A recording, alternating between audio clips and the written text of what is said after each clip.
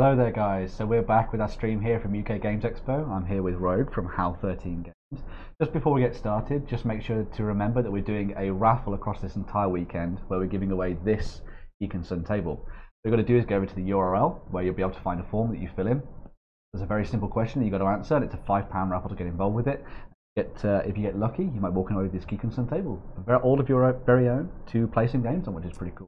Including some of the games that we're going to be looking at through the stream. So yes, I'm joined by Rogue, as I say, from HAL 13, and we're going to be looking at, is it Serengeti, A Race for Life? Yes, correct, yeah. So yeah, we're going to dive into this, learn a little bit about the game, how it plays and such, and yeah, maybe even play a couple of rounds of it as well, and see how it all comes together. So Rogue, take it away. Tell me how to learn how to play this game.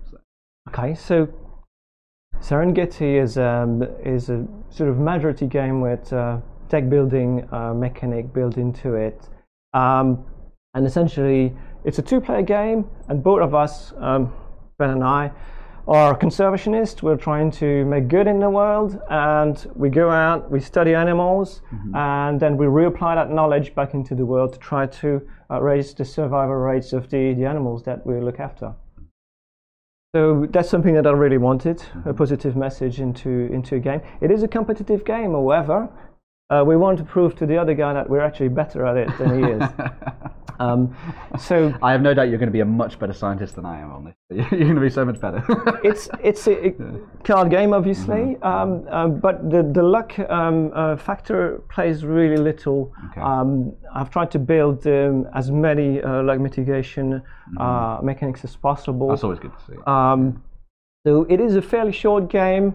You will have, or both of us will have, a maximum of 12 turns, and might end early, however, so it's not always a guaranteed 12 turns, and it takes maybe 30 minutes for a full game once you know the rules. Yeah.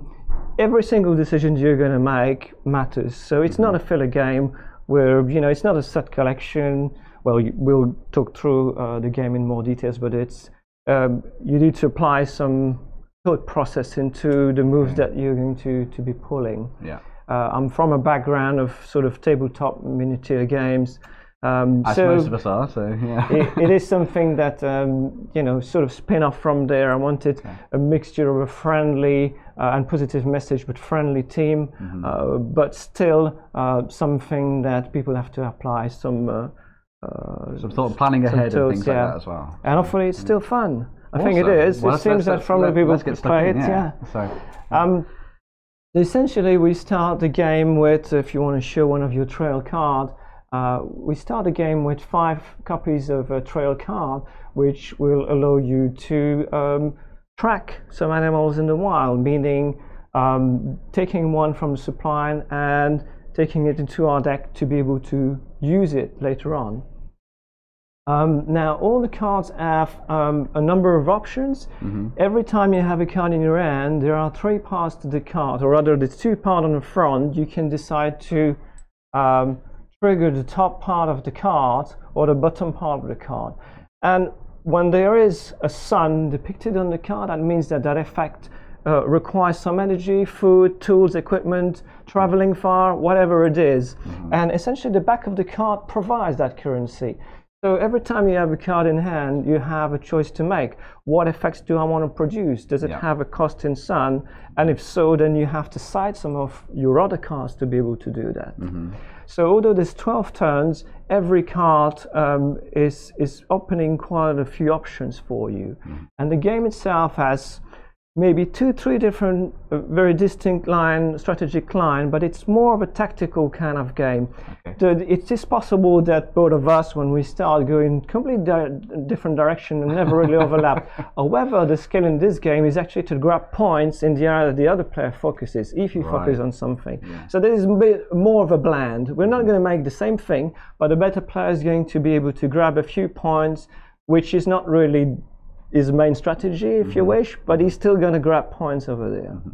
Okay, so how do you get points? Essentially, at the end of the game, we're going to break out the deck and figure out, for each of these animal type, who's got the most copies, the most specimen of that. And you will be, if you wish, the specialist in that kind of category of animal.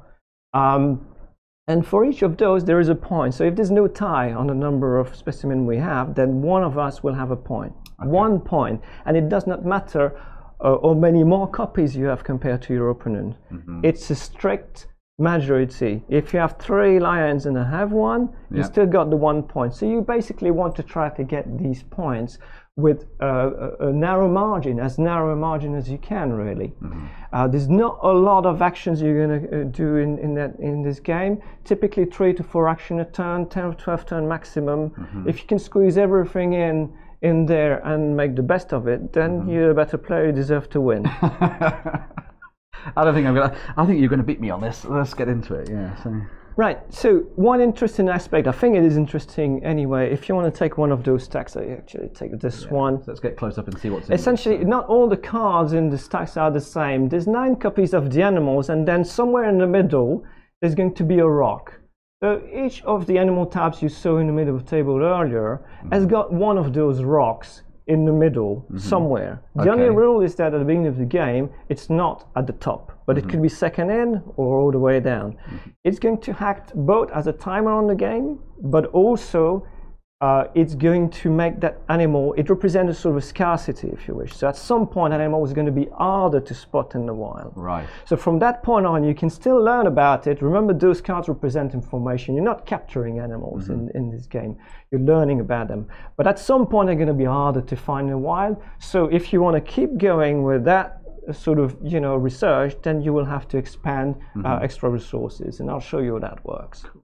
So we'll leave the rock on the second card, but because I want to show you how that works. But otherwise, it'd be totally random, and as far as it's not on the top, basically we would start the game. All right. But I'm going to show you.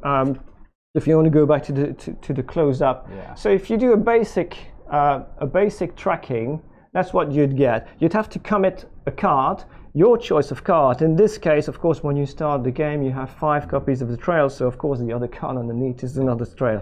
But so this was the tracking symbol here, and correct, then that's the cost of it in the corner. And there's also the limitation in that little corner you have. So it's a tracking, but that has a limitation. It cannot fetch something from under a rock. Okay. So if you place that on the table, you would make that move, which means that you would then be able to acquire any of the cards you want. Any of the cards you want. The suns depicted on them don't matter. They only matter when you want to trigger that specific effect, right? Okay. So there's no costs, if you wish, associated to get a particular animal. The cost is actually these 2 cards that you played. The purple, here, the trail card, and the sun dedicated to power it up. Okay, and then you can pick any animal you want. Except that, of course, like I said, there is a limitation. With the basic card, you can't go under a rock. So if you remember, we showed you there was a rock buried somewhere in that pile. If the rock is on top, then the basic card's not going to do. Okay. So in this case, if this was played to try and find an animal, you couldn't go for one of the lizards because correct. It was underneath the thing. However, if you still take this one, basically you can use the card by itself and use the bottom ability. The bottom ability basically allows you to swap around the order of the cards in that particular order. Right. So by playing a trail card by itself, essentially you're putting another specimen of the animal on top of. Right. So then you can follow up with a normal tracking and take it. Okay, very you would typically never play that card by itself unless you have the ability. Unless you really wanted to try and get underneath something and get there. Yeah, because if you do it by itself, then you're actually paying for your opponent, whose turns follow, to actually take so it. You've got to do a little bit of planning ahead with that. So it's basically an added cost. It costs you an extra card, and it also requires 2 of those cards to be these purple trail cards. Okay. Cool. There's other ways, however, that's a very expensive way.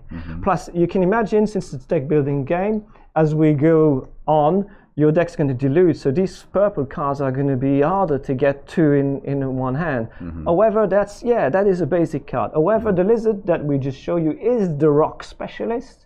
He's basically doesn't care. He will he will help you learn about him, or lead you to animals. Which makes sense, considering the creatures and stuff like that. There's a lot of thematic in this game. There's certainly something that I spend a lot of time, hopefully you'll see through this live stream, that all the animals make sense in what they do. Like you said, the lizard is the rock guy, and you'll see when we go through, we can do it now actually. So there's an event deck. The event deck will time the game, so you will play, or we will play, up to 12 seasons if we were playing a full game. Yeah. Again, it could end early, depending on how the rock comes up to the surface of the decks. Okay. Right. In a full game, which involves 8 animals, the 8 animals you see there, then when the 5th rock comes to the surface, then you'd finish the season and play 1 more. Okay. Yeah. So it could be fewer than 12. That's quite interesting because it's got the inbuilt timer mechanics in there, but then there's the variance, so you've got to work out how far you're going to try and push things, and then not go too far because you might sort of overreach and then sort of lose out. Correct. Well, yes, so. there's certain moves that coming late in the game are risky because you can never tell how many ends you're going to have. Having said that, it's not a sudden death. There's nothing like that. I didn't want any part of the game to actually just decide the winner because it's such a tight game. We're going to go through it, but as I was saying to Ben, off camera earlier on, there's 16 theoretical points here to divide between us, and really it's just like there's going to be between evenly matched players a lot of ties.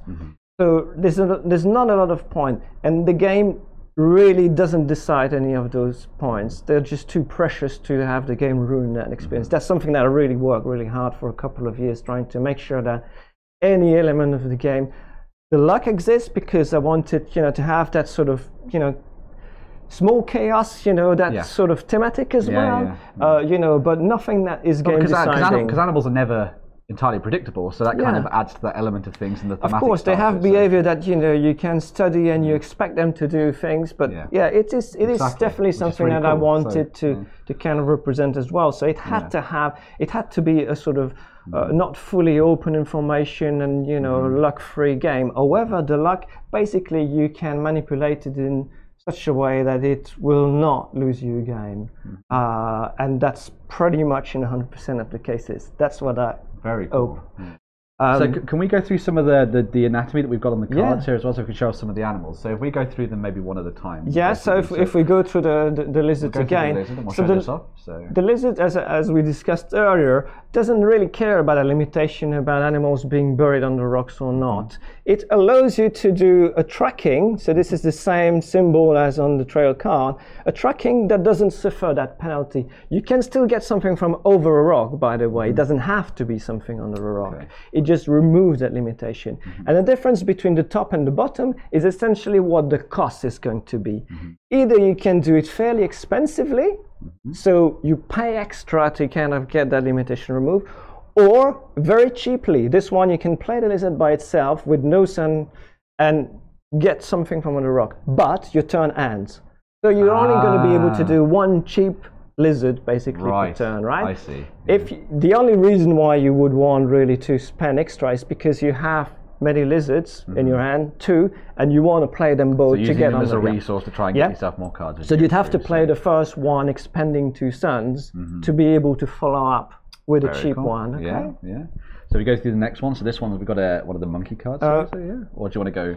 Yeah, probably. I'm going to go with the easy one. So you let's go for that then. You kind of get the gist of them, and then the other ones are going to be easier to cope with. So this is a pure drawing card. So this one you will exchange the antelope for 2 fresh cards off the top of your deck. Okay, or you can expand 1 sun to draw 4. And then take 2 out of those 4 and reject 2. Right. So the top one will be a +1 to your end. The bottom will not, but hopefully will get you to what you need.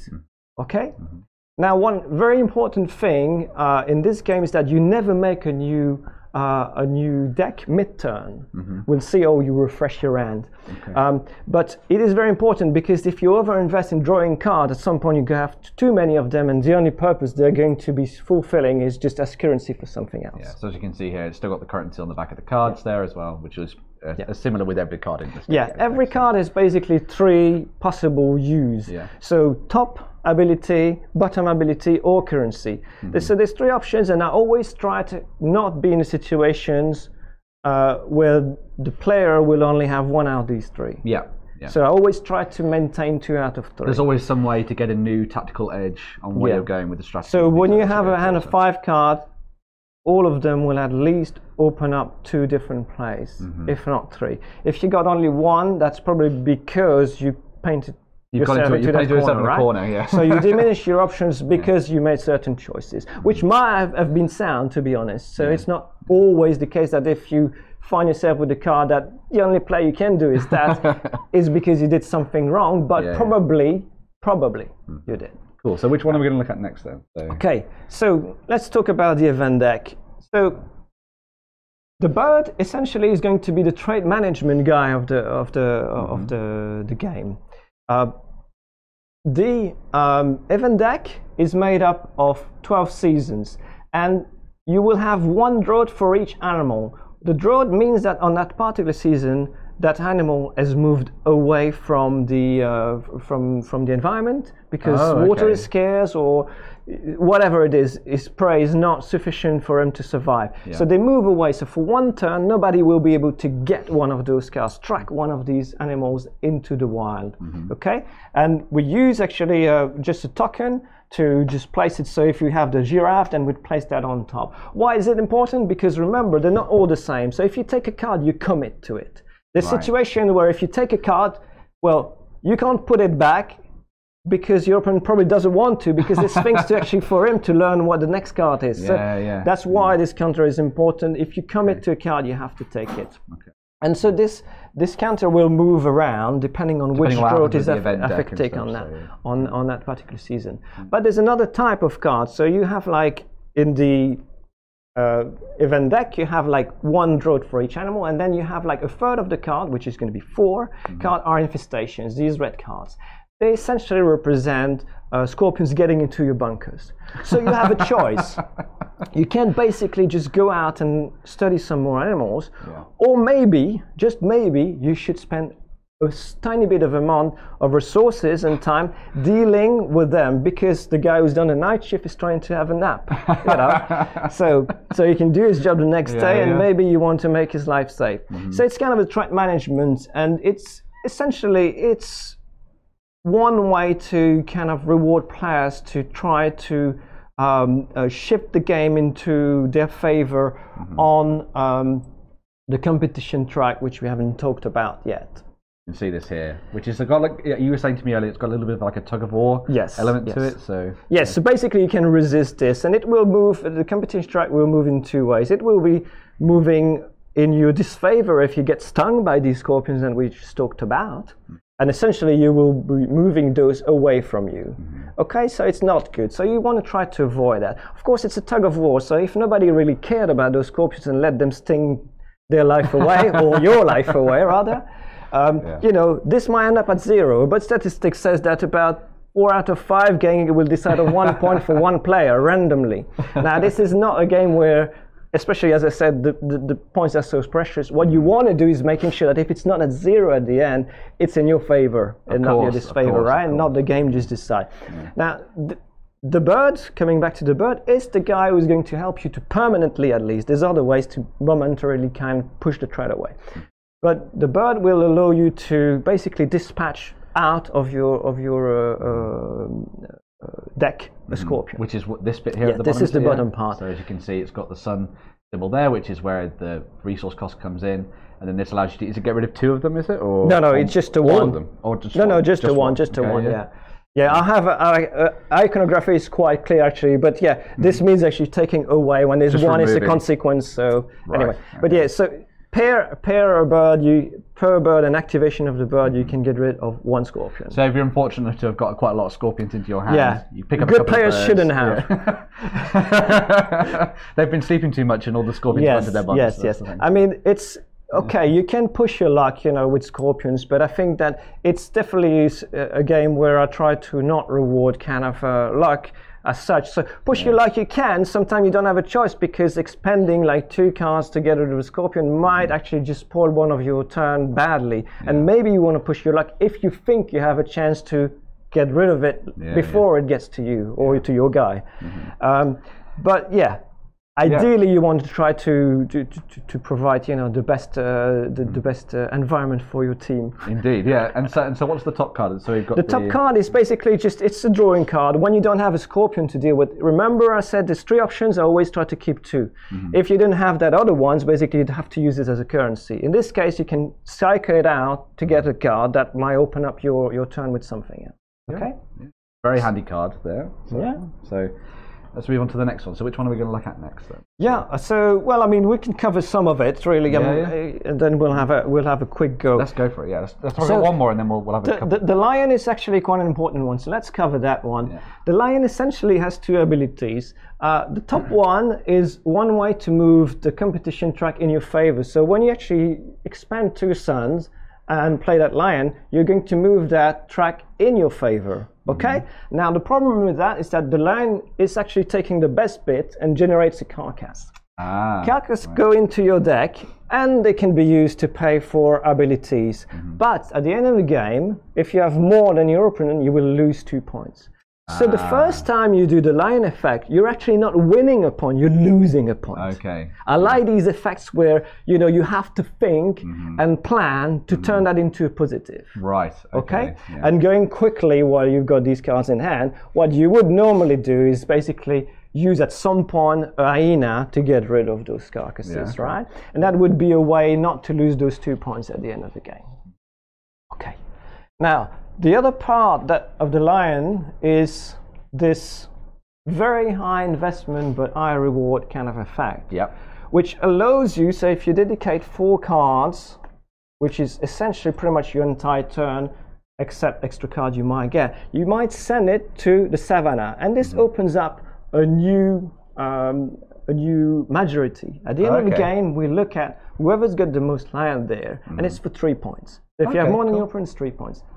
Now, the important thing is that the ones you send there don't count in your deck. Right. So the more you invest there, the more you secure 2 points, not 1. But you're not 3. You're then suddenly not using them as resources for you to help you throughout the rest of the game as well. Because all the ones you send there are not going to count towards the point that is decided on lions in the deck. Yes. Okay?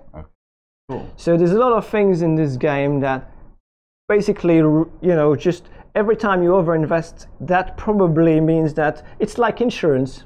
You know, it's like death, tax, and insurance, really. There are sure things in life. So there's a few things in this game that works this way. If you want to be extra sure to get something, then it costs you something. Yes. Nothing's free. I see what you mean. Yeah, cool. So let's have a quick go at maybe a couple of rounds. So if you want to start things off and take a so the first thing you would do on a turn is reveal a new event, and that would decide what happens. So in this case, that would mean that neither Ben or I can actually track elephants in the wild. They've moved away because of water scarcity, whatever it is. Their water point is dry at that point. Yeah. And then basically I would take my turn, if I'm the first player, which I think we decided. Yeah. Then I would do a tracking, and I could decide on anything in there except the elephants, because they're affected by the drought. So let's say that I am going to be a safe guy. Remember, one out of 3 cards here is a scorpion, and okay, so I'm going to buy an insurance card. I was going to say, that sounds like a really good way to start the game off, I think, getting one of those, just in case. I mean, for beginners it probably is, but actually the monkey, which we haven't covered, is kind of a bit of a jack of all trades. Okay. You pay over the odds, but you can do the same thing as a bird if you want to as a monkey. Okay. So it's not a necessary kind of first play. Actually, as an experienced player, I rarely do that. It's just I obviously want to introduce people to the game. So typically I would possibly get a monkey on the first turn, because he's the guy that will allow me to redirect you know, my trajectory in the early games when I don't necessarily have what I need to cope with certain things that might happen. And then, so this card will go into my discard pile, and then eventually I will be able to use it. Okay, remember, those 2 cards allow me to get any of those cards. Okay, the suns on them don't matter at that point. It's only when I'm going to want to use them. Then I can follow up with the second one, and I might just decide to track a lizard, which is the other insurance card, but I'm going to go for something else. I'm going to go for the draw card and take this. And then I don't have to show it to Ben, but I will here because anyway, everybody knows what it is because it's the beginning of the game. All the same cards at the beginning, yeah. The cards you don't use, you have to purge. It's an optimization game. What you want to do is try to use as many cards as you can, basically. Okay, you don't keep cards turn on turn. The only exception is the elephants, and we haven't really covered that. We won't really have time in this live stream. But yeah, so any card you don't use, you shuffle out. The only thing that your opponent is able to see is the top of your discard. So anything you pay as cost and anything you don't use, just put them underneath the card that you've, and then basically clean up your area. And then that would be Ben's turn, and he would do basically pretty much the same thing, except that the choice of what he tracks is up to him. So this is only flipped over at the start of both of our turns. So this is a weather effect. It will affect both of us. There's nothing like, oh, you lucky bat. You know, I know what you mean. You know, I got an infestation, you didn't. If an infestation comes up, basically it will affect both of us, and we'd have to deal with the same threat. Eventually, you know, there might be a difference in terms of the timing on how easy it is for one player or the other, but that will also be partly built into what they did earlier in the game. Okay, I see what you mean. So I'm going to go for this, and I'm going to get myself on one of these creatures. So I really like the idea of picking up one of the monkeys because you said they're pretty interesting. So I'm going to spend, so as you can see when we go here, spend one of the things there with the sun resource there, and I'm going to pick up one of these monkeys. If we could just go through a quick look through of what this card does anatomically and see what it's okay, yeah. So the top part is essentially you will be able to pick any of the skills in the supply that has a cost of 0 or 1 sun and reproduce it for 2 suns. That's so you don't have to have the card. So that means that if you need to get rid of a scorpion, then you can do it with 2 suns and a monkey instead of 1 sun and a bird, right? Who knew that monkeys were so useful? It was yeah, but I mean, it is kind of a complex card to know when you kind of not wasting a sun to do that. Yeah. Now the bottom part is kind of interesting. It's basically provides you the same cost. So again, you're looking for a 0 or 1 sun skill to trigger. But what you do is that you go into your deck, fetch that card that does that thing. It's like you had it in your hand, if you wish. Okay. So you can equal cost if it's a one sun ability. Okay. All right, that's pretty awesome. So it builds flexibility into your game. I really like the monkey. Most of the demo I do at my booth, by the way. We're at UK Games Expo. We are, yes. We're exhibiting, obviously. We're all one booth L9. Come for a game if you're in. And yeah, like I said, the monkey and the giraffe we don't play in the demo because they're a bit more advanced to know when to play that premium. Cool, yeah. So I think I'm gonna try and sort of like safeguard myself a little bit for the future. And I'm gonna pick up one of these as well. So I'm gonna spend another one of these sun resources and stuff. So we'll go back to one. You can see what we're doing here. So spend that card, the resource there. One of the eagle cards, so that'll help me just in case those scorpions come up in the future. And then as before, we've got 1 resource left over here, one of these cards. Yeah, and there is. So there we go. We've looked ahead. So yeah, and then of course we go on to the next turn. We flip over. Yeah, the next turn would be actually in this case an infestation. I was actually peeking. I'm not supposed to. By the way, the giraffe is actually that's one job she can do is actually peek ahead of time. So she can peek ahead of time in different things, The long neck allows you to do that. The other thing, actually, if we want to talk about the giraffe quickly, is the fact that so the top one will allow you to look at the top 2 cards of any deck. So you could take a stack into the supply and look at the second card in, so only you would know whether the rock is next or not. Or you could peek at the next 2 seasons, so you know how it's going to unfold. Very cool. The bottom part is actually like a super trail. Essentially, it has the same limitation as a trail card, so you won't be able to track something under a rock, but when you do, at a premium, so it costs 1 more sun, the card doesn't go in your discard, it goes on the top of your deck.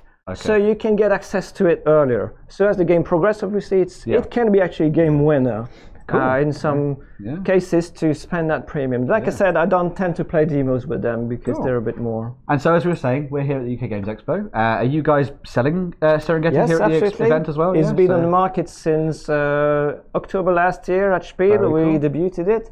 We actually are launching a Kickstarter next week for expansions.